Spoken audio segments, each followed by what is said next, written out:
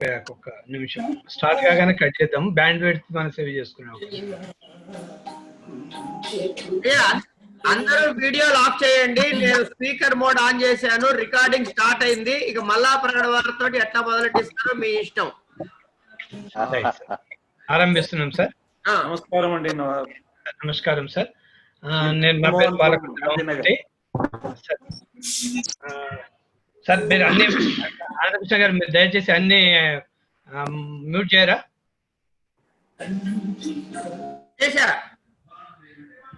Right అండి. అందరికీ నమస్కారం అండి. నా పేరు పాలకుర్తి రామమూర్తి. భారతి అక్షరార్చన సాహితీ సంస్థ, అక్షరార్చన వాక్స్థలి సమూహం సంయుక్తంగా నిర్వహిస్తూ ఉన్నటువంటి మన ఈ సాహిత్య కార్యక్రమాల్లో భాగంగా ఈరోజు శ్రీ మల్లా ప్రగడ శ్రీమన్నారాయణమూర్తి గారి సౌందర్యలహరి మీద ప్రసంగాన్ని మనం విన్నాము. వారి మొదలు పెట్టడం వారు చేశారు. మళ్ళీ మధ్యాహ్నం వచ్చిన అవాంతరం వల్ల మనం చాలా రోజులు మధ్యకు పోయింది. మళ్ళీ దీన్ని ఆరంభించుకోవడం అనేది మనకు చాలా సంతోషదాయకమైనటువంటి విషయం. వారికి ముందుగా నమస్సులతో స్వాగతం పలుకుతూ, వచ్చిన ప్రతి ఒక్కరికి కూడా దీనికి స్వాగతం పలుకుతున్నాను. అలాగే మనం చిన్న ఒక మంచి గాన గంధర్వుడిగా పేరుగాన్నటువంటి బాలసుబ్రహ్మణ్యం గారు ఈరోజు తుది శ్వాస తీసుకోవటం కొద్దిగా బాధాకరమైనటువంటి విషయం. వారికి ఒక్కసారి మన దాని తరఫున ఒక శ్రద్ధాంజలి ఘటిస్తూ మనం మన కార్యక్రమాన్ని చేసుకుందాము.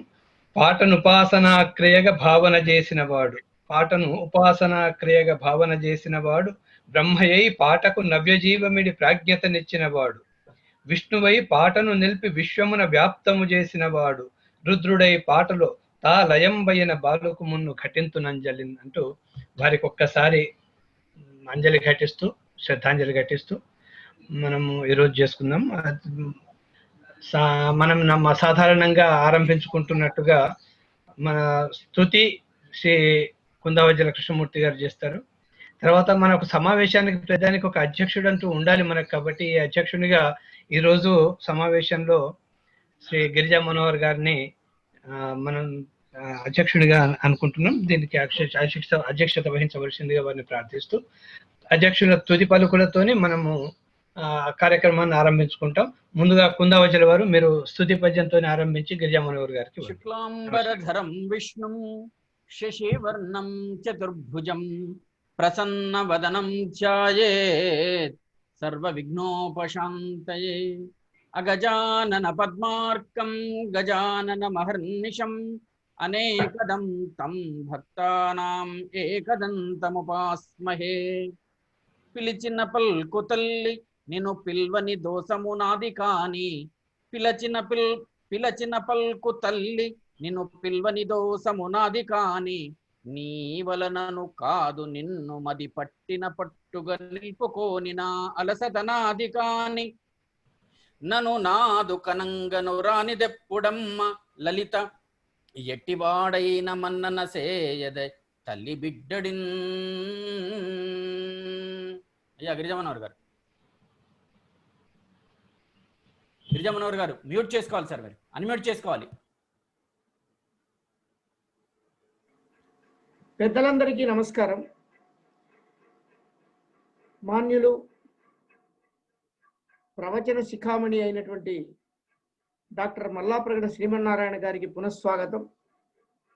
ఎందుకంటున్నానంటే ప్రారంభించాము అనుకోకుండా వారి ఆరోగ్యం సరిగ్గా లేకపోవడం వల్ల కొంత అవాంతరం జరిగింది. కానీ ఈ కార్యక్రమాన్ని విధిగా నిర్వహించాలి అనేటువంటి ఒక దృఢమైన సంకల్పం ఉంది కనుక మళ్ళీ మనం ప్రారంభించుకోగలిగాం. అమ్మవారిని గురించి ఆదిశంకరుల వారు అందించినటువంటి సౌందర్యలహరిలోని గ్రంథుల్ని విడదీసి మనకు సులభ సుందరంగా చెప్పడానికి పెద్దలు శ్రీమన్నారాయణ గారు మన మధ్యలో ఉన్నారు. వారికి స్వాగతం చెప్తూ ఈ కార్యక్రమానికి వచ్చినటువంటి పెద్దలందరికీ కూడా మరోసారి స్వాగతం పలుకుతూ వారిని ప్రారంభించాల్సిందిగా ఆహ్వానిస్తున్నాను.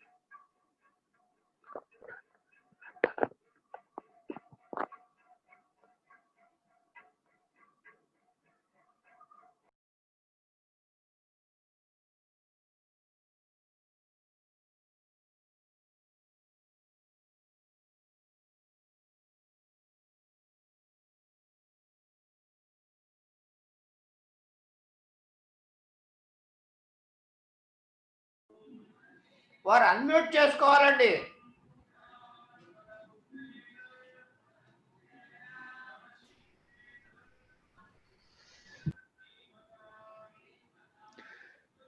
శ్రీ విద్యాం జగతాం ధాత్రీం సర్గస్థితిలయేశ్వరీం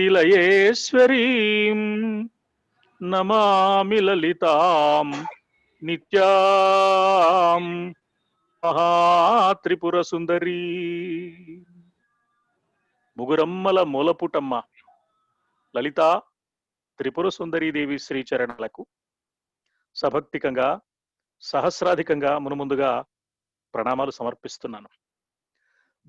భారతికి అనునిత్యము అక్షరార్చన సాగిస్తున్న మహనీయులు పెద్దలు డాక్టర్ గిరిజా మనోహర్ బాబు గారు, పెద్దలు శ్రీ పాలకుర్తి రామమూర్తి గారు, శ్రీ నారుమంచి అనంతకృష్ణ గారు, వీరందరినీ ఒక చోటికి చేర్చి మనం ఇంత చక్కని కార్యక్రమాలు నిర్వహించుకోవడానికి మూలకారకులైన ఆత్మీయ మిత్రులు శ్రీ కుందావజ్జల కృష్ణమూర్తి గారు, మరెందరో ఎందరో ఎందరో మహనీయులు తమ తమ ఇళ్లలోనే ఉండి అమ్మ తత్వాన్ని ఆలకించాలన్న సదాశయంతో ఈ కార్యక్రమాన్ని వీక్షిస్తూ ఆలకిస్తున్న అశేష భక్తజనులైన ఆత్మీయ మిత్రులందరికీ శుభాకాంక్షలు, నమస్సుమాలు సమర్పిస్తూ అమ్మ తత్వాన్ని గురించి 4 మాటలు చెప్పుకునే అవకాశం లభించడం వేల జన్మల పుణ్యాల ఫలమని నేను భావిస్తున్నాను.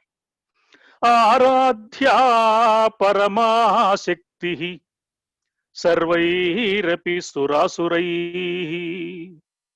ఆరాధ్యా పరమాశక్తి సర్వైరపి సురాసురైః. ధిక్ ధిక్ ధిక్ చ తజ్జన్మ యో న పూజయతే శివాం. దేవీ భాగవత వ్యాఖ్యకు టిప్పణి సమర్పిస్తూ నీలకంఠ దీక్షితుడు ఉపక్రమణికలో ఈ మాట అందించారు. అమ్మ పరమాశక్తి అంటే అంతకు మించిన శక్తి మరొక్కటి లేదు అని. శ్రీ లలితా సహస్రనామ స్తోత్రంలో హయగ్రీవుల వారి నోట వ్యాస మహర్షి పలికించిన మాట సమానాధిక వర్జిత అంటే అమ్మతో సమానులైన వారు కాని అమ్మ కంటే అధికులైన వారు కానీ మరొక్కరు ఉండగలిగే అవకాశం లేదు. అందుకని ఆమె సమానాధిక వర్జిత అని వ్యాసుల వారు కీర్తించారు హయగ్రీవుని నోట. అందువల్ల ఆమె పరమాశక్తి. ఆ తల్లి ఆరాధ్య, ఆమెను ఆరాధిస్తారు. ఎవరు ఆరాధిస్తారు? అందరూ ఆరాధిస్తారు. సర్వైరపి సురాసురైః. అలాంటి తల్లిని ఎవడు పూజించాలని అనుకోడో ధిక్ ధిక్ ధిక్ చ తజ్జన్మ యో న పూజయతే శివాం. ఆ తల్లిని ఆరాధించాలనే ఆలోచన సంకల్పము కలగని మానవుడు ధిక్కరింపదగినవాడు, ఎందుకు కొరగానివాడు, వ్యర్థుడు, అతడి జీవితమే నిష్ప్రయోజనం. ఇది నీలకంఠ దీక్షితుడు నిష్కర్షగా నిర్ణయించి పలికిన చక్కని మాట. అందువల్ల ఆ పరమాశక్తి అయిన తల్లి తత్వాన్ని వ్యాస మహర్షి 1000 నామాలుగా కీర్తిస్తే బ్రహ్మాండ పురాణంలో ఆ నామాల తత్వాన్ని ఎందరెందరో మహనీయులు అనేక రకాలుగా భావన చేశారు. జగద్గురువులై ఆసేతు హిమాచలము పర్యటించి సనాతన సంప్రదాయానికి పెద్దపీట వేసిన మహనీయులు,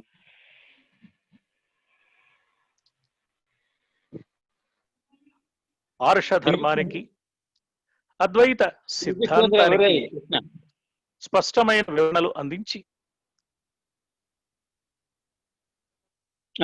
మానవాళిని అనుగ్రహించిన జగద్గురువులైన ఆదిశంకరులు అమ్మ తత్వాన్ని అవలోకించారు, అర్చించారు, అందరికీ అందించారు. అయితే ఆదిశంకరులు చేసిన ఒక చమత్కారమైన సన్నివేశం మనం చూడొచ్చు. అదేమిటి అంటే, ఆదిశంకరుల వారు ప్రధానంగా దేవీ భక్తులోని లోకంలో ఒక విశ్వాసం, వారి దృష్టిలో దేవతల మధ్య భేదం లేదు, దేవతలు ఎందరైనా దైవం ఒక్కడేనని పరిపూర్ణంగా విశ్వసించిన మహనీయులు, ఆ తత్వాన్ని అనుభవానికి తెచ్చుకున్న మహనీయులు ఆదిశంకరులు. అయినా అలాంటి ఆదిశంకరులు శ్రీ విష్ణు సహస్రనామ స్తోత్రానికి వ్యాఖ్యాన రచన చేశారు, భాష్య రచన చేశారు. అదేమి చిత్రమో లలితా సహస్రనామ స్తోత్రానికి వారు భాష్య రచన చేయలేదు.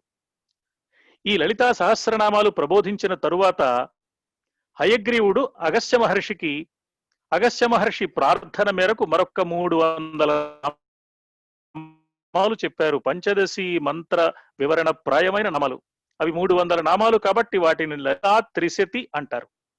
ఈ లలితా త్రిశతికి శంకరుల వారు భాష్య రచన చేశారు. కానీ లలితా సహస్రనామ స్తోత్రానికి భాష్య రచన చేయలేదు. ఎందువల్ల చేయలేదు అని ఆలోచిస్తే భాష్య రచన చేశారు కానీ భాష్యం రూపంలో చేయలేదు. భావుకతను జోడించి అమ్మ రూపాన్ని తమ గుండెలలో దర్శించి హృదయంలో దర్శించిన తల్లి రూపాన్ని అక్షరాలతో అందరి ముందు నిలిపారు. ఆ దివ్య కావ్యం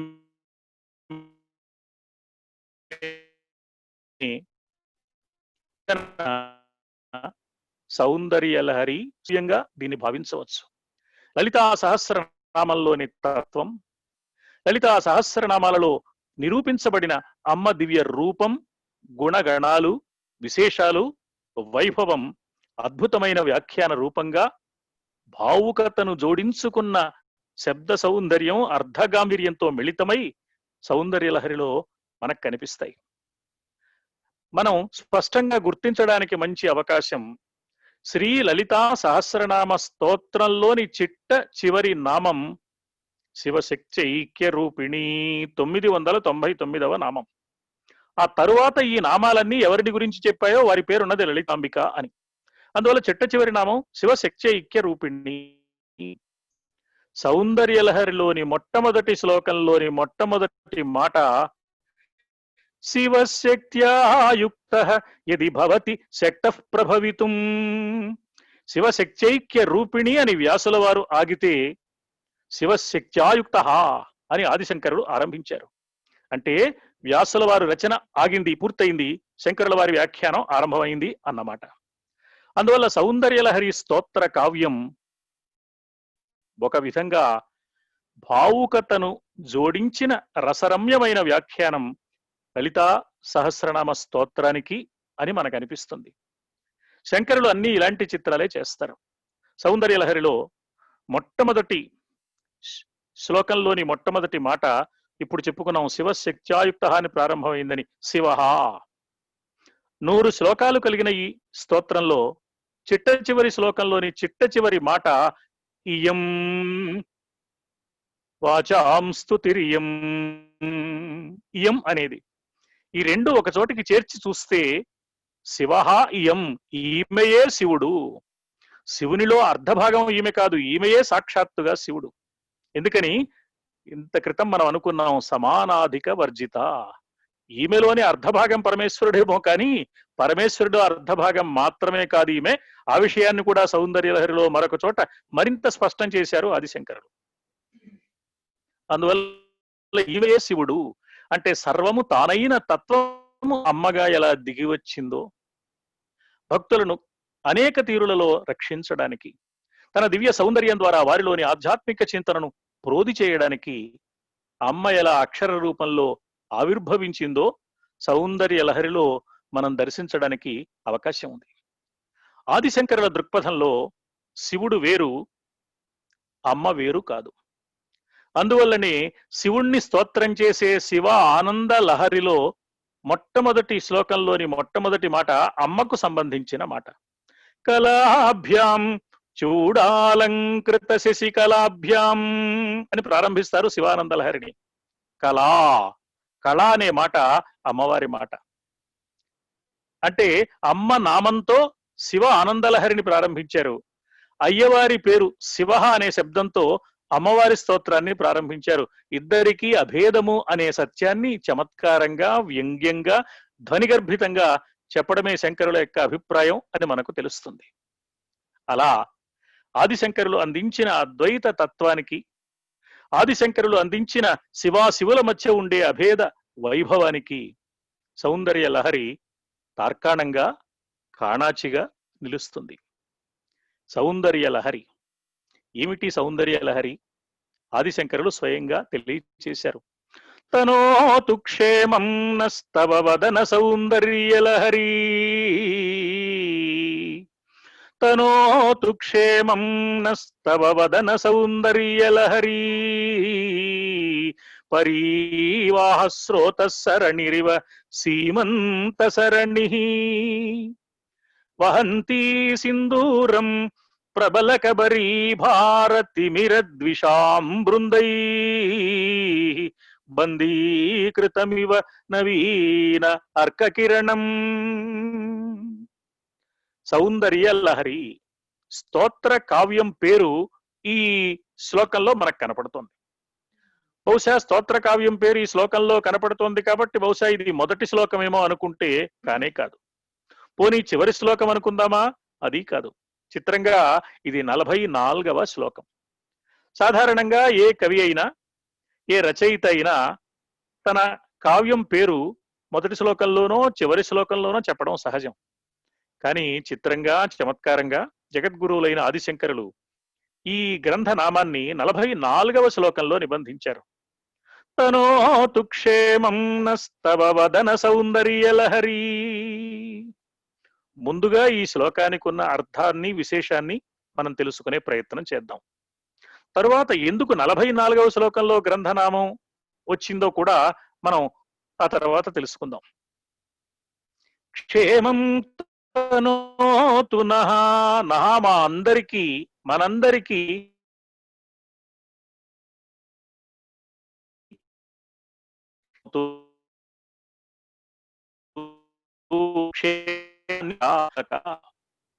మనకేం కావాలి? సుఖ సంపదలు కావాలి, భోగాలు కావాలి, ఐశ్వర్యాలు కావాలి, ఆనందం కావాలి, శాంతి కావాలి, తృప్తి కావాలి, అన్నీ కావాలి, సౌందర్యం కావాలి, దీర్ఘాయుర్దాయం కావాలి. ఇన్ని కావాలని చెప్పడం కన్నా ఇన్ని కలిస్తే లభించేది క్షేమం. అంటే అమ్మను ఆరాధిస్తే, అమ్మ దివ్య అనుగ్రహం లభిస్తే అన్నీ వస్తాయన్నమాట. అందుకే లోకంలో ఒక మాట ఉంది, అమ్మ దయ ఉంటే అన్నీ ఉన్నట్లే. ఈ అన్నింటినీ కలిపి సామాన్య మానవుడైన వాడు తన నిత్య జీవితంలో హాయిగా జీవించడానికి ఏమేం కావాలని కోరుకుంటాడో అవన్నీ కలిపి ఒక్క మాటలో చెప్పాలి అంటే దాన్ని క్షేమం అంటారు. అందువల్ల అలాంటి క్షేమాన్ని అమ్మ వదన సౌందర్య లహరి మనందరికీ ప్రసాదించుగాక. తనోతు క్షేమం నస్తవదన సౌందర్య లహరీ పరీవాహ స్రోత సరణిరివ సీంత సరణి. అది ఎలా ఉంది అంటే అమ్మవారు తన దట్టమైన అందమైన నల్లని చిక్కగా ఉన్న కేశపాశాన్ని అంటే ముంగురులను చక్కగా 2 పాయలుగా దువ్వుకుని మధ్య పాపట ఏర్పాటు చేసుకుంది. ఈ పాపట దారిని సంస్కృత భాషలో సీమంతము అంటారు. అందువల్లనే స్త్రీలకు సీమంతిని, సౌభాగ్యవతులైన స్త్రీలకు, సుమంగళి అయిన స్త్రీకి సీమంతిని అన్న పేరు లోకంలో వచ్చింది. సీమంతము కలిగింది సీమంతిని. అందువల్ల అమ్మ మధ్య పాపట తీసుకుంటే ఆ పాపట దారికి సీమంతము అని పేరు.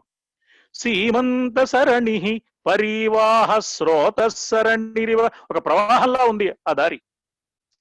వహంతి సింధూరం ప్రబల కబరీ భారతిమిర ద్విషాం బృందై బందీకృతమివ నవీన అగ్నం.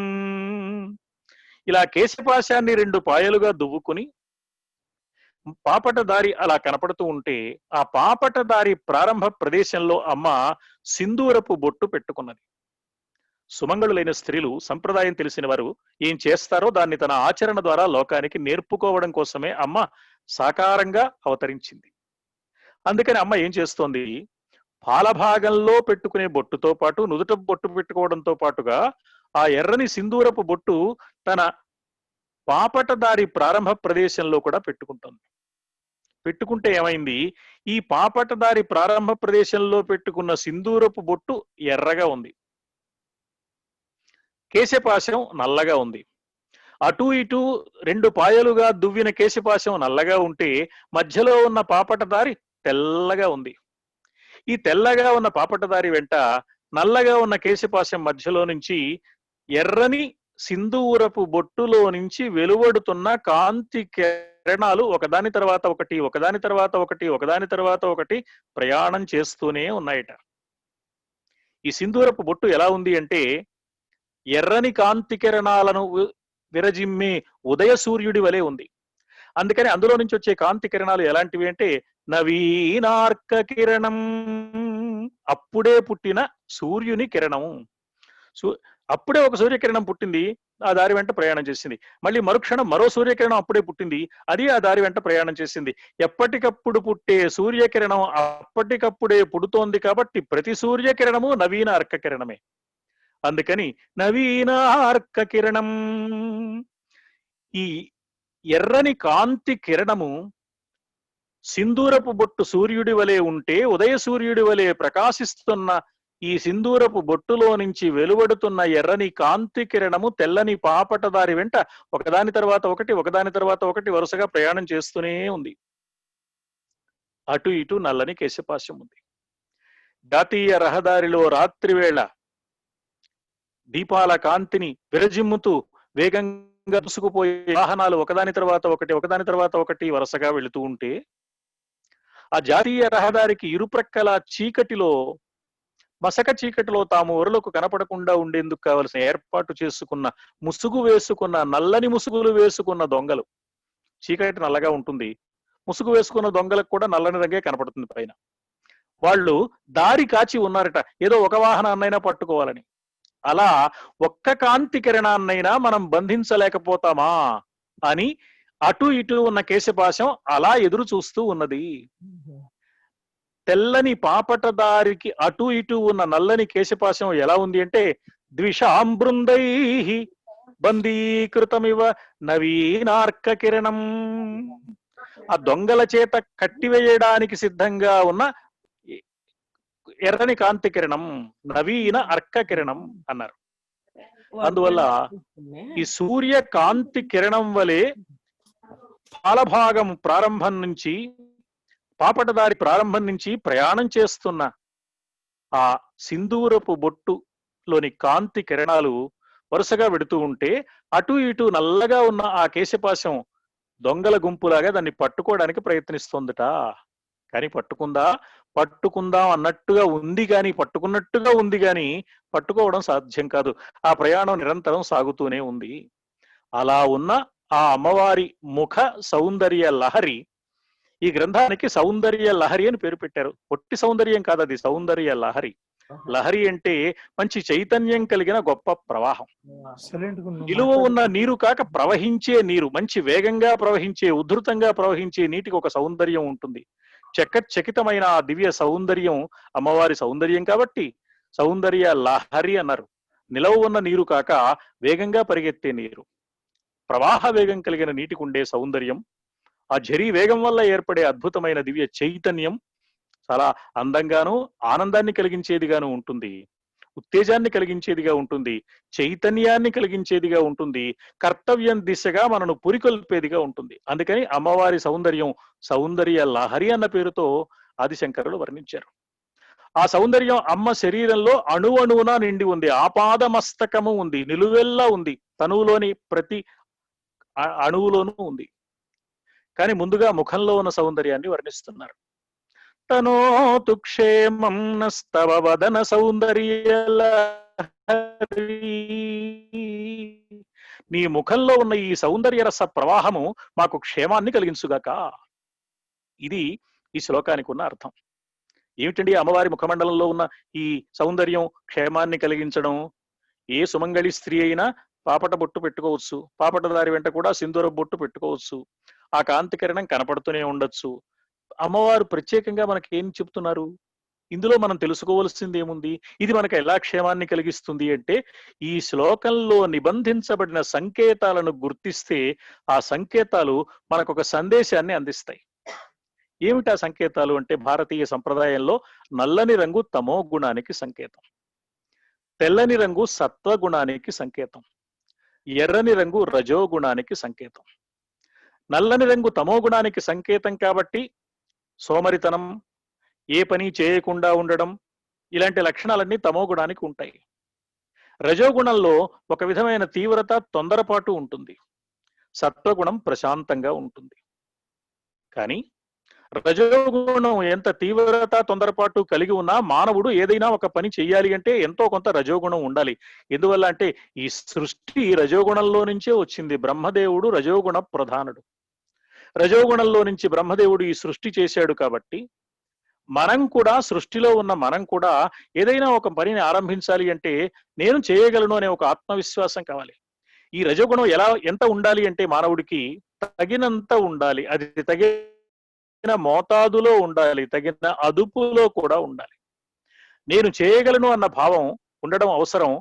నేను చేయగలను, నాలాగా చేయగలిగిన వారు ఉన్నారు, నాకంటే మించిన వారు ఎవరున్నారు అనే అహంకారంగా అది మారకూడదు. ఆత్మవిశ్వాసము అహంకార పరిధికి చేరకూడదు. ఆత్మవిశ్వాస పరిధులు దాటి అహంకార పరిధిలో అడుగు పెట్టకూడదు. ఆత్మవిశ్వాసం అంటే దైవ అనుగ్రహంతో నేను చేయగలను, నేను నిర్వహించగలను, నాకు ఈ అవకాశం అమ్మ అనుగ్రహించింది అన్న పరిపూర్ణమైన విశ్వాసం, నిండైన ఈ నమ్మకంతో కూడిన భావన కావాలి తప్ప నేను చాలా గొప్పవాడిని, నన్ను మించిన వాడు ఎవడున్నాడు ఈ లోకంలో అనే అహంకారం మాత్రం క్షేమంకరమైంది కాదు. అతడికి క్షేమం కాదు, ఇతరులకు క్షేమం కాదు అతడి వల్ల. అందువల్ల అమ్మవారి సౌందర్య లహరి, వదన సౌందర్య లహరి క్షేమం కలిగిస్తోంది.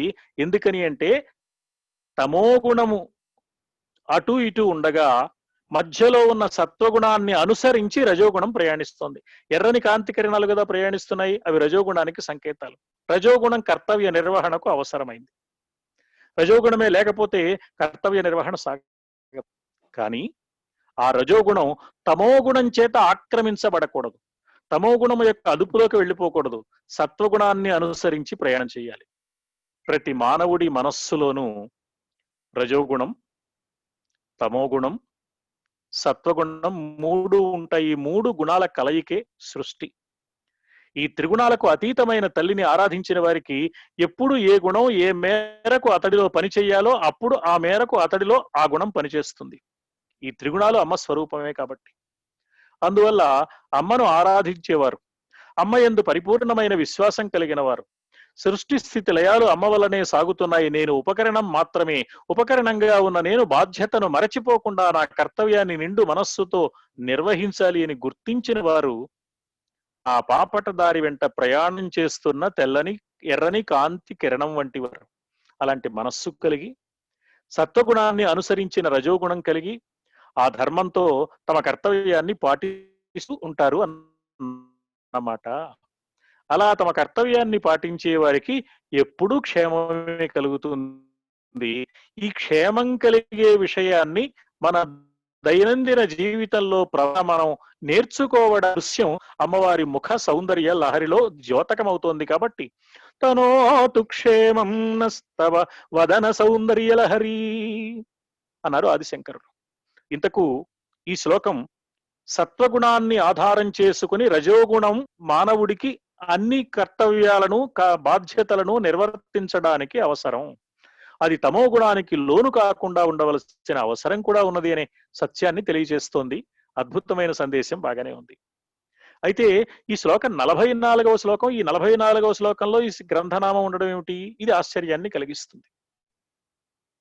సౌందర్య లహరికి సంబంధించి ఈ సౌందర్య లహరి గ్రంథం ఎలా ఆవిర్భవించింది, ఈ స్తోత్ర కావ్యం పుట్టడానికి కావలసిన కారణ పరంపర ఏ విధంగా ఉన్నది అనే విషయాన్ని కూడా సౌందర్య లహరికి సంస్కృత భాషలో అద్భుతమైన వ్యాఖ్యానాలను అందించిన కొందరు పెద్దలు తెలియచేశారు. కైవల్యాశ్రమి అనే పండితుడు ఈ ఆవిర్భావ విశేషాలను తెలియచేస్తూ ఓ చిత్రమైన కథ చెప్పారు. జగద్గురువులైన ఆదిశంకరులు స్థిరంగా కైలాసంలో అడుగు పెట్టగలిగినంత తపశ్శక్తి కలిగిన మహనీయులు. ఒకనాడు శంకరుల వారికి కైలాసాన్ని దర్శించాలి, పార్వతీ పరమేశ్వరుల దివ్య అనుగ్రహాన్ని పొందాలి, ఒక్కసారి ఆది దంపతుల పాదాలకు నమస్కారం చేయాలి అనే ఆకాంక్ష కలిగింది. ఖేచరీ విద్య ఆధారంగా తమ తపశ్శక్తిని ఆధారం చేసుకుని శరీరంతో కైలాసంలో అడుగు పెట్టారు ఆదిశంకరులు. మనకు శివానందలహరిలో ఒక అద్భుతమైన శ్లోకం కనపడుతుంది.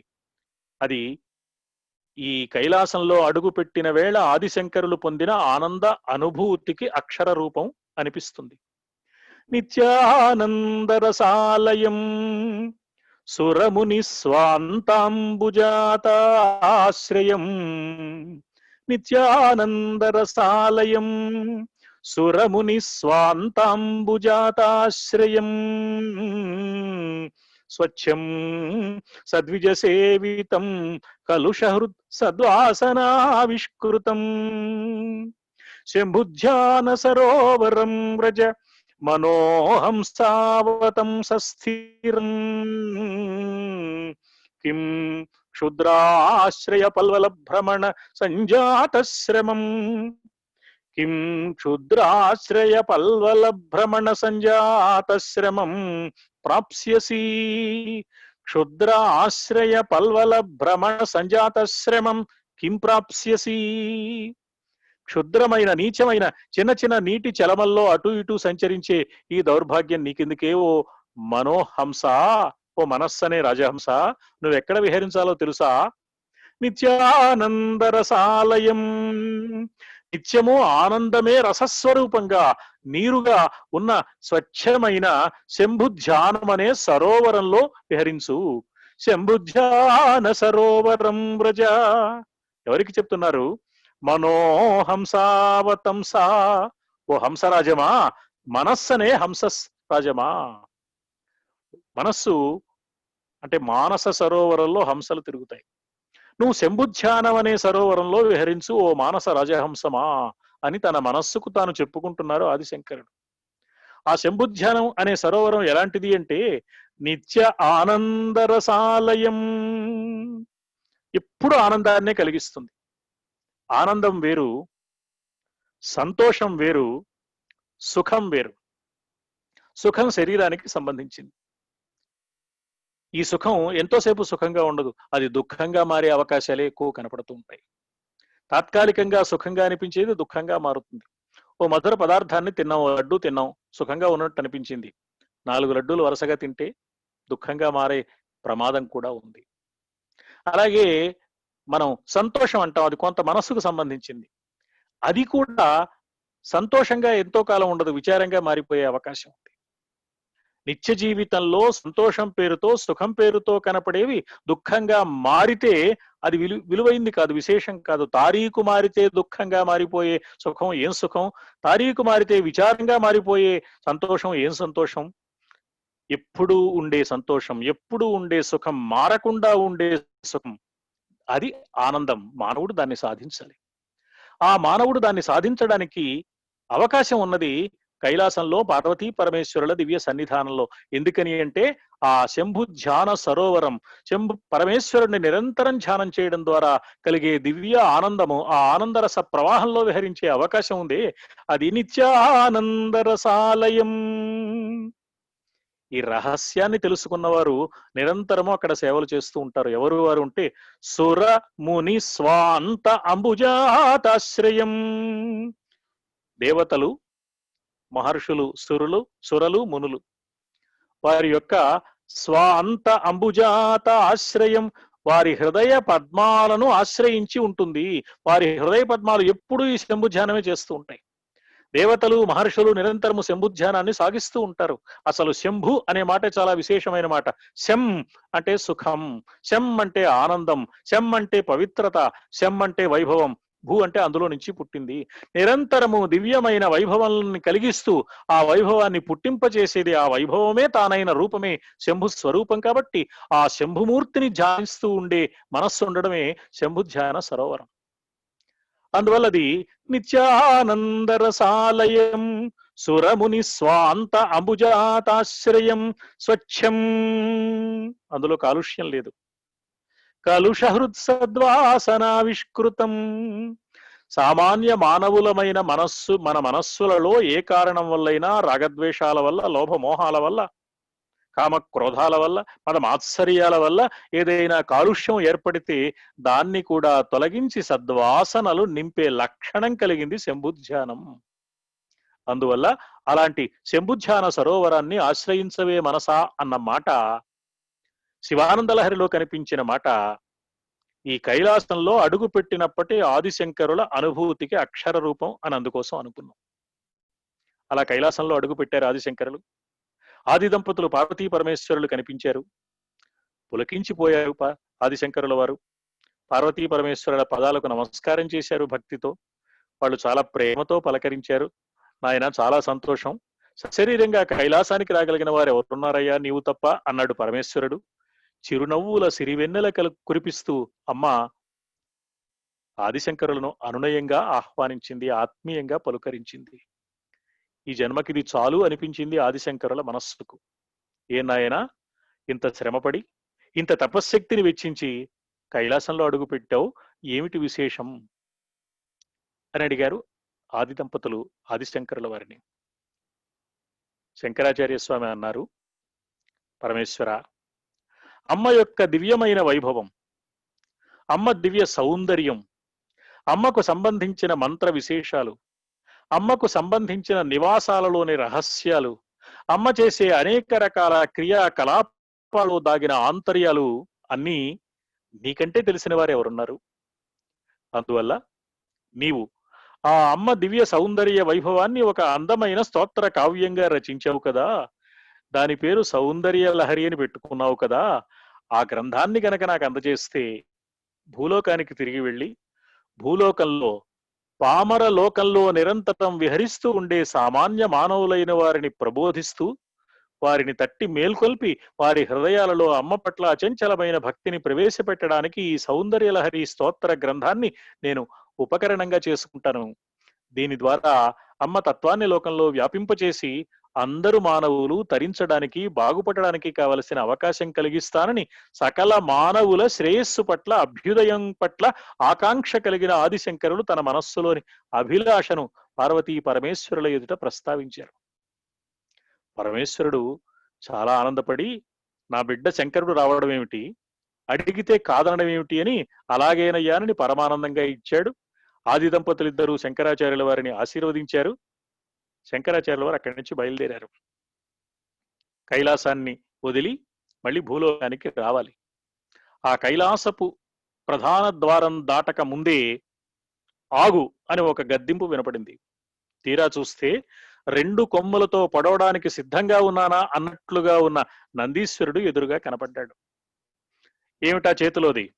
ఆ చేతిలో ఉన్న తాటాకుల కట్ట అక్కడ పెట్టి ముందుకు కదులు అన్నాడు నందీశ్వరుడు. నందీశ్వర, నీవా? చాలా సంతోషం అయ్యా, నీకు నమస్కారం. నేను శంకరాచార్యుణ్ణి. పార్వతీ పరమేశ్వరుల సన్నిధానానికి రాగలిగాను నా పూర్వ పుణ్యం ఫలించి. ఆదిశంకరులు నన్ను అనుగ్రహించారు, నా కోరిక విని వారు ఆమోదించారు. ఈ సౌందర్యలహరి దివ్య గ్రంథాన్ని నాకు అనుగ్రహించారు. ఆ సౌందర్యలహరి దివ్య గ్రంథాన్ని నేను భూలోకానికి తీసుకువెళ్ళి మానవులందరికీ అందించి మానవులందరూ తరించడానికి కావలసిన మార్గాన్ని సుగమం చేస్తాను అన్నారు ఆదిశంకరులు. నందీశ్వరుడు అన్నాడు, అవును, నువ్వు ఈ పని చేస్తావనే అనుమానంతోనే ఆగమన్నాను. నువ్వు ఈ గ్రంథాన్ని భూలోకానికి తీసుకువెళితే మీ భూలోకంలో ఉన్న మానవులు ఉన్నారే, వారు పరమ నీచమైన ఆలోచనలు కలిగిన వారు. అమ్మవారి దివ్య సౌందర్యాన్ని అర్థం చేసుకోవడానికి కావలసిన సంస్కారము చాలక సామాన్య స్త్రీల సౌందర్యాన్ని గురించి ఆలోచించినట్లే ఆలోచించి చిలవలు పలవలుగా ఈ సౌందర్యలహరి పవిత్రతకు ఆటంకాన్ని కలిగిస్తారు. దీని గురించి నోటికొచ్చినట్టు మాట్లాడతారు. తమ చౌకబారు ప్రసంగాలతో అక్కర్లేని ఆలోచనలతో పవిత్రమైన ఈ సౌందర్యలహరికి వారు అపచారం చేస్తారు. అప్పుడు ఆది దంపతులకు మనం అపరాధం చేసిన వాళ్ళం అవుతాం. ఆది దంపతుల పట్ల తీసుకువెళ్ళిన నువ్వు అలా తీసుకువెళ్ళడానికి అనుమతించిన నేను కూడా నేరం చేసిన వాళ్ళం అవుతాం. నువ్వు ఈ గ్రంథాన్ని భూలోకానికి తీసుకువెళ్ళడానికి ఎంత మాత్రము నేను అంగీకరించను సుమా. ఆదిశంకరులు అన్నారు, అదేమిటయ్యా, పరమేశ్వరుడు కరుణించి అనుగ్రహించాడు. పక్కనే ఉన్న అమ్మ కూడా చిరునవ్వుతో నన్ను ఆశీర్వదించి ఆ గ్రంథాన్ని ప్రసాదించడానికి అనుమతిని తెలియచేసింది. నువ్వు కాదంటావేమిటి? నన్ను అనుమతించి నన్ను అర్థం చేసుకుని వెళ్ళని. నందీశ్వర నమస్తుభ్యం శాంత్యానంద ప్రదాయక. నందీశ్వర నమస్తుభ్యం శాంత్యానంద ప్రదాయక. శివసేవార్థం అనుగ్రహం దాతుం. నువ్వు శివుణ్ణి సేవించుకోవడానికి నాకు అనుగ్రహాన్ని కలిగించవయ్యా, అడ్డుపడకు, అనుమతివు అని నందీశ్వర నమస్తుభ్యం అని ప్రార్థించాడు. ప్రార్థిస్తే నందీశ్వరుడు అన్నాడు, ఏమయ్యా ఇప్పుడు నందీశ్వర నమస్తుభ్యం అంటున్నావు, వెళ్ళేటప్పుడు నేను గుర్తు రాలేదా నీకు? హాయిగా వెళ్ళిపోయావు సరాసరి, నేనేదో గమనించలేదు, నువ్వు వెళ్ళిపోయావు. ఇప్పుడు ఈ దారుణమైన పని జరగబోతుంటే చూస్తూ ఊరుకుంటానా? భూలోకానికి తీసుకువెళ్ళడానికి వీలు లేదు. పరమేశ్వరుడికి ఆయన ఉబ్బులింగడు, బోళాశంకరుడు, నీ అంతటి వాడు లేడు అంటే పరవశించిపోతాడు. నీలకంఠుని శిరసుపై నీళ్లు జల్లి పత్తి రిసుమంత ఎవ్వాడు పారవైచు కామధేనువు వానింటి గాడి పసరము అల్ల సురశాఖి వానింటి మల్లె చెట్టు అన్నాడు రాజశేఖర చరిత్రలో మాదయ్య గారి మల్లన. ఒక అద్భుతమైన మాట. పరమేశ్వరుడి శివలింగం మీద కాసి నీళ్లు పోస్తే చాలట, ఇంత పత్రి విసిరి పడేస్తే చాలట, పరవశించిపోయి కామధేనువుని కల్పవృక్షాన్ని కట్టేసి వాళ్ళ ఇంటికి ఇచ్చేస్తాడట. అంతటి దయామూర్తి పరమేశ్వరుడు, దయయే రూపంగా కనిపించేవాడు పరమేశ్వరుడు. ఆయన బోళాశంకరుడు, ఉబ్బులింగడు. స్వామి నీ వాణ్ణి అంటే చాలు, ఏం కావాలంటే అది ఇచ్చేస్తాడు. తనకు వచ్చే సమస్యలు కూడా ఆలోచించుకోడు పాపం అలాంటి వాడు. ఆయనకేమయ్యా, ఆయన ఇస్తాడు, నా బాధ్యత, ద్వారా రక్షకుడుగా ఇది నా బాధ్యత, నువ్వు తీసుకువెళ్ళడానికి వీల్లేదు అన్నాడు. నందీశ్వరుడికి శంకరాచార్యుల వారికి మధ్య కొంతసేపు వాగ్వాదం జరిగింది. తర్వాత పెనుగులాట ప్రారంభమైంది. ఎలాగైనా సరే అన్ని తాటాకులు భూలోకానికి తీసుకువెళ్లాలని శంకరుల ప్రయత్నం, ఎలా అయినా సరే దీన్ని నివారించాలని నందీశ్వరుడి ప్రయత్నం. ఈ పెనుగులాటలో తాటి ఆకుల కట్టను తన చేతితో పట్టుకుని బలంగా ఒక్క తోపు తోశాడు నందీశ్వరుడు శంకరాచార్యుల వారిని. శంకరాచార్యుల వారు కింద పడ్డారు. కొన్ని తాటి ఆకులు అటు ఇటు చెదిరి పడ్డాయి. నందీశ్వరుడు గమనించే లోపల నేల మీద పడిన ఆ తాటి ఆకులను చకచక సేకరించుకొని నందీశ్వరుడు మళ్ళీ తన జోలికి వచ్చే లోపల తిరిగి వచ్చేశారు ఆదిశంకరులు. తీరా వచ్చి చూస్తే 41వ శ్లోకం వరకు మాత్రమే తన దగ్గర ఉన్నాయి. 42వ శ్లోకం నుంచి లేవు. 42వ శ్లోకం నుంచి లేవే అని చాలా బాధపడి, 100 శ్లోకాలు పరిమితి కలిగిన ఈ గ్రంథంలో 41 శ్లోకాలు మాత్రమే ఉన్నాయి, ఏమి చెయ్యాలి అని బాధపడ్డారు ఆయన. బాధపడితే ఆయన మనస్సులో పరమేశ్వరుడి మాటగా, ఒక దివ్య సంకల్పంగా ఒక మాట వినపడింది. శంకరాచార్య, నువ్వేమీ దిగులు పడకు, నేనే నీ హృదయంలో నిలుస్తాను. నన్ను అమ్మను మనసారా నమ్మినవాడివి కాబట్టి మాయందే మనస్సు నిలిపి నీవు రచన సాగించు. ఆ శ్లోకాలలో ఉన్న భావమే నీ రచనలోకి దిగి వస్తుంది సుమా. పరమేశ్వరుడి మాటపై పరిపూర్ణమైన విశ్వాసం కలిగిన ఆదిశంకరులు అందుకు సిద్ధపడి రచన ప్రారంభిస్తే, మొట్టమొదట ఈ 44వ శ్లోకంలో అమ్మవారి సౌందర్య లహరి ఇటువంటిదని చెప్పారని, తర్వాత 43, 44 శ్లోకాల దగ్గర నుంచి 42వ శ్లోకం నుంచి ప్రారంభించి 42, 43 శ్లోకాలు రచన చేసి తర్వాత రచన కొనసాగించారని, 100 శ్లోకాల రచన పూర్తయిపోయిన తర్వాత పార్వతీ పరమేశ్వరులు ప్రత్యక్షమై అసలు గ్రంథాన్ని చేతికి అందిస్తే సరిగ్గా పరమేశ్వరుడు ఏమి రాశాడో అక్షరం తేడా లేకుండా తూచా తప్పకుండా సరిగ్గా ఆదిశంకరుల రచనలో కనిపించిందని, అందువల్లనే పరమేశ్వరుడే ఆదిశంకరాచార్యులుగా అవతరించారని, శంకర సాక్షాత్ అన్న మాట లోకంలో యథార్థంగా నిరూపించబడిందని కైవల్యాశ్రమి పండితుడు ఈ ఐతిహ్యం ఆధారంగా లోకానికి తెలియచేశాడు. అందువల్ల 44వ శ్లోకంలో మనకి తనోతు క్షేమం నస్తవ వదన సౌందర్యలహరి అనే గ్రంథ నామం కనపడుతుంది. లోకంలో సాధారణంగా ఆది కవి అయిన వాల్మీకి మహర్షి నుంచి ఆధునిక కవి వరకు ఎవరు ఏ రచన చెయ్యాలన్నా ఆ అక్షరాలే ఆధారం. అక్షరాలు అవే. ఈ అక్షరాలు ఎక్కడి నుంచి వచ్చాయి? పరమేశ్వరుడి ఢమరుకాన్ని అలా సంధ్యా సమయంలో తాండవ నృత్యం చేసే సమయంలో పరమేశ్వరుడిలా కదిలించినప్పుడు అందులో నుంచి ఐవున్, రులుక్, ఏవోంగ్, అయౌచ్ ఇలాంటి ధ్వనులు కొన్ని వెలువడ్డాయి. 14 వెలువడ్డాయి. వీటిని సూత్రాలు అన్నారు. మహేశ్వరుడి డక్కా నాదంలో నుంచి పుట్టాయి కాబట్టి వీటిని మహేశ్వర సూత్రాలు అన్నారు. ఇవి ఆధారంగా సంస్కృత భాష ఆవిర్భవించింది. ఏ భాషలోని వారైనా ఈ అక్షరాలు ఆధారంగా మాత్రమే మాట్లాడినా రచన చేసినా ఇవే ఆధారం. అందువల్ల నృత్తావసాన సమయే నృత్తావసానే నటరాజరాజోర్ ననాద ఢక్కాం నవ పంచవారం. ఆ డక్కను 14 సార్లు ఆయన మోగించాడట. నవ పంచవారం. నవ అంటే 9, పంచ అంటే 5, 9, 5 కలిపితే 14 పర్యాయాలు మోగించాడు. 14 సూత్రాలు వెలువడ్డాయి. ఉద్ధర్తు కామ సనకాది సిద్ధాన్ ఏతద్విమర్శే శివసూత్రజాలం. ఆ 14 ధ్వనులలో నుంచి వెలువడిన వాటిని జాగ్రత్తగా సూత్రీకరించుకుంటే మాహేశ్వర సూత్రాలు దిగివచ్చాయి.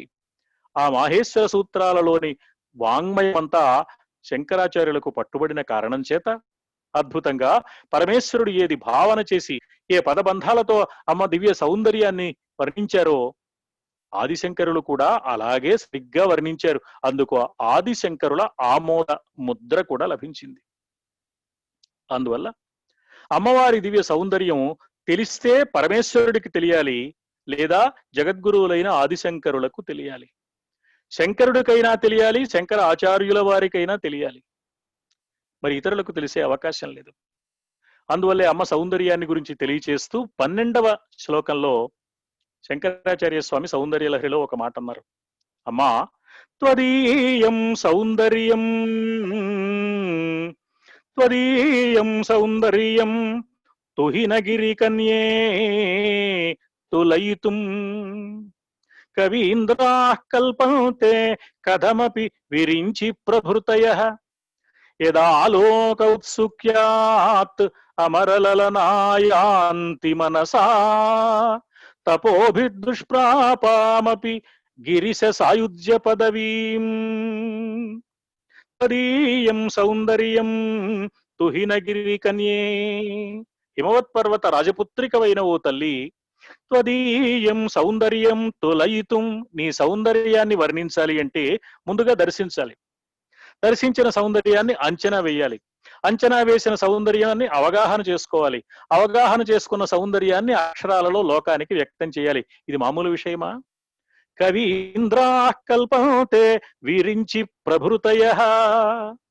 మొట్టమొదటి కవి ఎవరు అంటే ఏవో గ్రంథాలు రాయడం, 4 అక్షరాలు రాయడం కాక సమస్తమైన సృష్టిని రాసినవాడు బ్రహ్మదేవుడు. 4 ముఖాలతో 4 వేదాలు గానం చేశాడు. మొదటి వాంగ్మయము వేదమే కదా. అందుకని మొదటి కవి ఎవరు అంటే బ్రహ్మదేవుడే. వీరించి ప్రభృతయః, బ్రహ్మదేవుడంతటి వాడు కూడా ఇంత సృష్టి చేశాడు గాని అమ్మ సౌందర్యాన్ని వర్ణించడం ఆయనకు సాధ్యం కాలేదు. సౌందర్యాన్ని సృష్టించడం వేరు, సౌందర్యం తెలియడం వేరు. ఆయన సౌందర్యం కలిగిన సుందరమైన ఈ సృష్టి చేశాడు, కానీ అమ్మవారి సౌందర్యం ఎలా తెలుస్తుంది? ఒకవేళ తెలిసినా, అమ్మవారి సౌందర్యం తెలిసినా వర్ణించే సామర్థ్యం ఎక్కడి నుంచి వస్తుంది? అందువల్ల అమ్మవారి సౌందర్యం ఎవరికి తెలుస్తుంది అంటే అమ్మ అనుగ్రహంతో అంత సౌందర్యాన్ని, దాదాపుగా దానికి దగ్గరగా ఉండే సౌందర్యాన్ని సంపాదించుకున్న వారు ఎవరైనా ఉంటే వారికి తెలుస్తుంది. బ్రహ్మదేవుడు పెద్ద సౌందర్యం కలిగిన వాడు కావచ్చు, కాకపోవచ్చు. అందువల్ల బాగా సౌందర్యం కలిగిన వారు ఎవరైనా ఉంటే వారు అమ్మ అనుగ్రహంతోనే ఈ సౌందర్యం పొంది ఉంటారు కాబట్టి వారిని ఆశ్రయిస్తే మంచిది అని ఆలోచించారు ఆదిశంకరులు. అందుకని వాళ్ళని అడిగట్ట. వాళ్ళు ఎవరు అంటే యదా ఆలోక ఉత్సుక్యాత్ అమరలలనా, దేవతా స్త్రీలు, అప్సరసలు, రంభ, ఊర్వశి, మేనక, తిలోత్తమ, ఘృతాచి ఇలాంటి వాళ్ళు అపారమైన సౌందర్యం కలిగిన వాళ్ళు. ఆ అపారమైన సౌందర్యం కలిగిన అప్సర స్త్రీలను అడిగేట, మీకు ఇంత సౌందర్యం ఉంది కదా, ఇది అమ్మవారి అనుగ్రహంతోనే వచ్చింది కదా, ఆ సౌందర్యం ఎలాంటిదో ఏమిటో కాస్త వివరించండి అంటే వాళ్ళన్నారు, భలేవారివయ్యా శంకరాచార్య, అమ్మ దివ్య అనుగ్రహంతో అమ్మ సౌందర్యంలో 1000 వంతో 1,000,000 వంతో మాకు వచ్చింది. అమ్మ సౌందర్యాన్ని గురించి చెప్పగలిగిన వాళ్ళం మేమా? మాకు అనిపిస్తోంది అమ్మ సౌందర్యం ఏమిటో పరిపూర్ణంగా తెలుసుకోవాలని. దానికి ఒకే ఒక్క మార్గం అని మేము గమనించాం. అదేమిటి అంటే పరమేశ్వరుడితో సాయుధ్యాన్ని పొందాలి. అమ్మ సౌందర్యం తెలిసిన వాడు పరమేశ్వరుడు ఒక్కడే. లలితా సహస్రనామ స్తోత్రంలో కామేశ జ్ఞాత సౌభాగ్య మార్దవోరు ద్వయాన్విత, అమ్మవారి సౌందర్యం, అమ్మవారి మృదుత్వం, అమ్మవారి సౌకుమార్యం, అమ్మవారి వైభవం కామేశ్వరుడైన పరమేశ్వరుడికి తప్ప ఇతరులకు ఎలా తెలుస్తుంది? పరమేశ్వరుడికి మాత్రమే తెలిసే సౌందర్యం అది. అందువల్ల మేము పరమేశ్వరుడితో సాయుధ్యాన్ని పొందితే అమ్మ సౌందర్యాన్ని చూడవచ్చని, తెలుసుకోవచ్చని ఆరాటపడుతున్నామయ్యా అన్నారు వాళ్ళు. తపోభిర్దుష్ప్రాపామపి గిరిశ సాయుధ్య పదవీం, పరమేశ్వరుడితో సాయుధ్యాన్ని పొందడం అనే స్థితిని సంపాదించాలని వాళ్ళు అనుకుంటున్నారట. అది అంత తేలికైన విషయమా? తపోభిర్దుష్ప్రాపం, గొప్ప తపస్సు చేసినా కూడా లభిస్తుందో లభించదో, అంత తేలిగ్గా లభించేది కాదు, దుర్లభమైనది, అది దుష్ప్రాపమైంది. అందువల్ల దాన్ని యాంతి మనసా, మనస్సుతో అలా ఆలోచిస్తున్నారు వాళ్ళు, ఆ సంగతి వెల్లడించారు. అందువల్ల పరమేశ్వరుడు అయితే తప్ప అమ్మవారి సౌందర్యాన్ని వర్ణించలేడు. అందుకని పరమేశ్వరుడే మరొక రూపంలో ఆవిర్భవించి అమ్మ దివ్య సౌందర్యాన్ని వర్ణించాడు అనే విషయం కూడా ఈ 12వ శ్లోకం ద్వారా సూచనప్రాయంగా మనకు తెలుస్తోంది. అయితే బ్రహ్మదేవుడు వర్ణించలేడా? అపారమైన సౌందర్యం కలిగిన అప్సరసలు కూడా మా వల్ల కాదని తెల్లమొహం వేశారా? మరి శంకరాచార్యుల వారు ఎలా వర్ణించగలిగారు అంటే ఆయన దానికి ఒక కారణం చెప్పారు. ఇది నా నేర్పు కాదు, అమ్మ చేసిన కూర్పు, అమ్మ అనుగ్రహంతో నేను ఈ రచన చేయగలిగాను, కానీ ఇది నా ప్రయోజకత్వం కాదు అని సవినయంగా తమ అంతరంగంలోని సంస్కారాన్ని వెల్లడించారు ఆదిశంకరులు 75వ శ్లోకంలో. తవస్తన్యం మన్యే ధరణిధర కన్యే హృదయతః పయః పారావారం పరివహతి సారస్వతమివ దయావత్యా దత్తం ద్రవిడ శిశురాస్వాద్యతవయత్ కవీనాం ప్రౌఢానామజని కమనీయః కవయితా తవస్తన్యం మన్యే ధరణిధర కన్యే.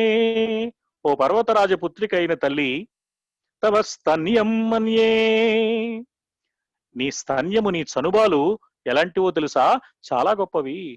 ధరణిధర రాజనన్యతనయే తవ స్తన్యం మన్యే ధరణిధర కన్యే హృదయతః పయః పారావారం పరివహతి సారస్వతమివ. అద్భుతమైన ఒక మహాసారస్వత ప్రవాహంలాగా నీ హృదయంలోని మాతృ ప్రేమ అందరినీ బిడ్డలుగా భావించి లాలించి ప్రేమించగలిగిన నీ అపారమైన ప్రేమ తత్వమే, ఆ హృదయంలోని ప్రేమే సనుబాలుగా మారింది. హృదయతః పయః పారావారం పరివహతి సారస్వతమివ. అలాంటి ఆ పాలను దయావత్యా దత్తం ద్రవిడ శిశురాస్వాద్యత.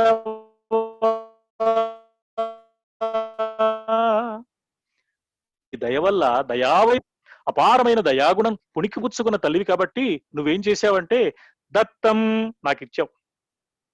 ఈ ద్రావిడ శిశువు ఎక్కడో కేరళలో కాలడి గ్రామంలో జన్మించిన ఈ ద్రావిడ దేశంలో పుట్టిన ఈ శిశువునైన నేను, శిశువుని అంటే వయస్సులో చిన్నవాడు అని మాత్రమే కాదు, చాలా సామాన్యుడిని అని చెప్పుకుంటున్నాడు ఆయన, వినయ సంపద కలిగిన మహానుభావుడు కాబట్టి. అలాంటి నేను కవీనాం ప్రౌఢానామజని కమనీయ కవయిత, ప్రౌఢ కవుల్లో గొప్ప కవిగా అయిపోయాను నేను. ప్రౌఢ కవుల్లో ఉత్తమ శ్రేణికి చెందిన కవిగా పేరు ప్రఖ్యాతులు ఎందుకు వచ్చాయంటే అమ్మ చనుబాలు తాగినందువల్ల. దయతలిచి అమ్మ నన్ను తన ఒడిలోకి తీసుకుని నాకు ఈ ద్రావిడ శిశువుకి ఆ చనుబాలు అందించిన కారణం చేత, అమ్మ తాగిన కారణం చేత ఈ వైభవం సంప్రాప్తించింది. నిజంగా ఆకరత్వం చూస్తే, ముఖ్యంగా సౌందర్యహరిని పరిశీలిస్తే ఆ ఊహలు కాని ఆ పదబంధాలు కాని చాలా ఆశ్చర్యాన్ని కలిగిస్తుంది. అంతరార్థ గర్భితమైన ఆ అద్భుతమైన శ్లోకాలు, ఆ రచన సామాన్యులకు సాధ్యం కాదు. మనకు కనిష్ఠికాధిష్ఠిత కాళిదాస అని ఒక మాట ఉంది. కాళిదాస సంస్కృత కవుల్లో అగ్రగణ్యుడు అని. మరి శంకరాచార్యుల వారి మాట ఏమిటి అంటే, అధిపతిగా ఉన్నాడు తప్ప ఆయన పరమహంస పరివిరాజకుడుగా ఉన్నాడు తప్ప సామాన్యుడైన కవిమాత్రుడుగా లేడు. అందువల్ల కవుల్లో కాళిదాసే మొదటివాడయ్యాడు. బెంగుళూరు విశ్వవిద్యాలయం తెలుగు ఆచార్యులు చమత్కారంగా ఒక మాట అన్నారు. ఆదిశంకరుల వారు సన్యాసం పుచ్చుకున్నారు కాబట్టి కాళిదాసుకు అగ్రస్థానం వచ్చింది, ఆదిశంకరులు కవిగా ఉండుంటే కాళిదాసు కవిత్వానికి సన్యాసం ఇవ్వవలసి వచ్చేది అని. ఆదిశంకరుల కవిత సౌందర్యం అంతటిది, ఆ స్థాయికి చెందిన అద్భుతమైన దివ్య కవితా సౌందర్యం. ఇంతటి మహత్తర కవిత్వం తనకు కేవలం అమ్మ చనుబాలు తాగినందువల్ల, అమ్మ అనుగ్రహాన్ని పొందినందువల్ల మాత్రమే లభించిందని ఆదిశంకరులు ఈ 75వ శ్లోకంలో స్పష్టంగా తెలియచేశారు. ఆ చనుబాలు తాగిన కారణం ఏమిటో, ఏ సన్నివేశంలో అది జరిగిందో ఆ విశేషాలు కూడా మనం తెలుసుకోవాలి. వచ్చే వారంలో జరిగే ప్రసంగంలో ఆ విశేషాలతో కూడిన అనంతర కథాక్రమాన్ని, సౌందర్యలహరి వైభవ విశేషాలను కొనసాగించుకుందామని సవినయంగా పెద్దలందరికీ విజ్ఞప్తి చేసుకుంటూ, స్వస్తి సర్వేషాం సమస్త సన్మంగళ.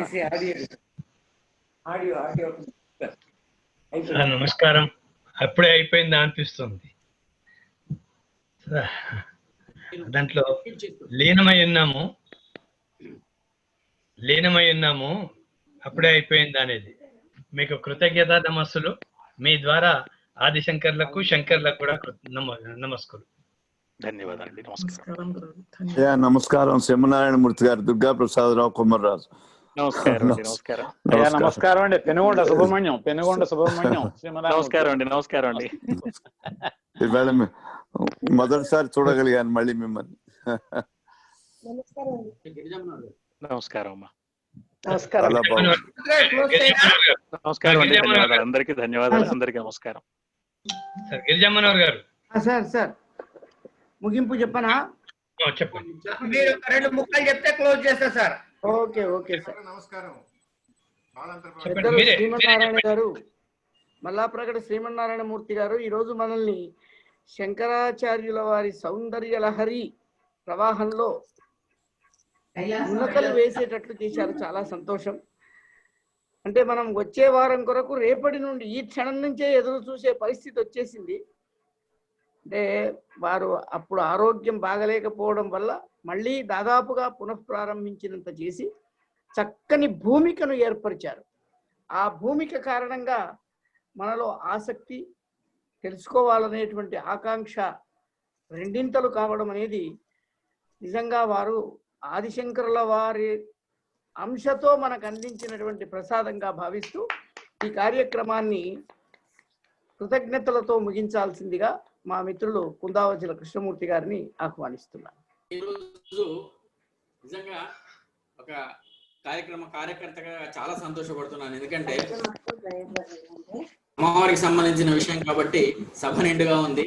అందులో మల్లాప్రగడ వారు వస్తున్నారంటే సభ పూర్తిగా నిండుగా ఉంది. సామాన్యంగా ఒక కార్యకర్తగా నేను మాత్రం చాలా చాలా సంతోషపడుతున్నాను. ఈ సంధ్యా సమయంలో మాతృపూజ చాలా మధురంగా నిర్వహించినటువంటి మధుర భారతి మల్లాప్రగడ శ్రీమన్నారాయణ మూర్తి గారికి ధన్యవాదాలు తెలిసి ఈ కార్యక్రమంలో పాల్గొన్నటువంటి పెద్దలందరికీ పేరు పేరున చాలా మంది పెద్దవాళ్ళు ఉన్నారు, కొత్త వాళ్ళు ఉన్నారు. అందరూ మాకు పరిచయం లేకపోవచ్చు. అందరికీ నేను మనస్ఫూర్తిగా నమస్కారాలు తెలియజేస్తున్నాను. ఈ కార్యక్రమాన్ని శ్రీకృష్ణ స్థితితో మనం ముగించుకుందాం. సార్ ఒక్క సెకండ్ సార్. నారమంచి వారు మీరేమన్నా ఒక్క నిమిషం మాట్లాడతారా? ధన్యవాదాలు. అంతే, ముందుకు వెళ్ళిపోవడమే. ఆయన క్వశ్చన్ పూర్తి చేస్తే క్లోజ్ చేస్తాను. సార్ కృష్ణమూర్తి గారు. శ్రీమన్నారాయణ మూర్తి గారికి కృతజ్ఞతలండి. డాక్టర్ ధన్వంతరి, మచిలీపట్నం. కానివ్వండి. వనాంతములంచరించి గోమండలి ప్రాపుగా మధుర మంజుల ధూళి శరీరుడై కనుల్ పండువు సేయు గోపకుల ప్రాప్తన పుణ్యము నాదరూప బ్రహ్మాండము రూపు దాల్చిన రసార్ద్రుని ముఖ్యద నందనందను. నమస్కారం.